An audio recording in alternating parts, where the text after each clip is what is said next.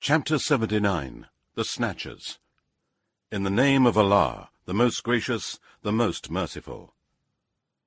By those angels who snatch out the souls of the disbelievers with great violence, by those angels who gently take out the souls of the believers, and by those that glide along, and by those that press forward as in a race, and by those angels that arrange to do the commands of their Lord.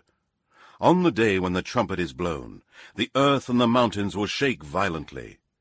The second blowing of the trumpet follows it.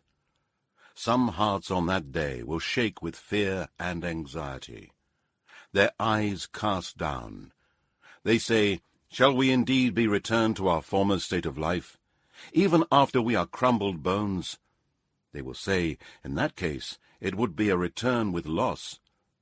But surely it will be but a single cry, when, behold, they will find themselves on the earth alive after their death. Has there come to you the story of Moses, when his Lord called him in the sacred valley of Tuwa? Go to Pharaoh, surely he has transgressed all bounds in disbelief, and say to him, "Would you purify yourself from the sin of disbelief, and that I guide you to your Lord so you fear him?" Then Moses showed him the great signs and miracles. But Pharaoh denied him and disobeyed. Then he turned his back, striving hard against Allah. And he gathered his people and cried aloud, saying, "I am your Lord most high." So Allah seized him with punishment for his last and first transgression. Surely in this is an instructive admonition for whoever fears Allah.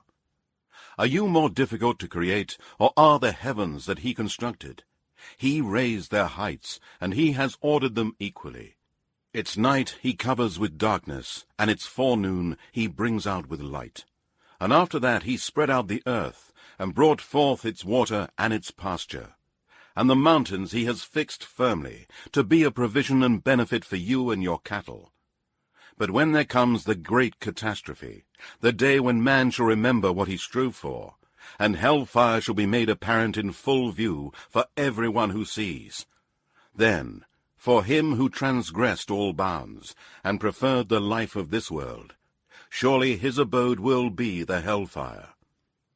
But as for him who feared standing before his Lord, and restrained himself from impure evil desires and lusts, surely Paradise will be his abode. They ask you, O Muhammad, about the hour. When will be its appointed time? You have no knowledge to say anything about it.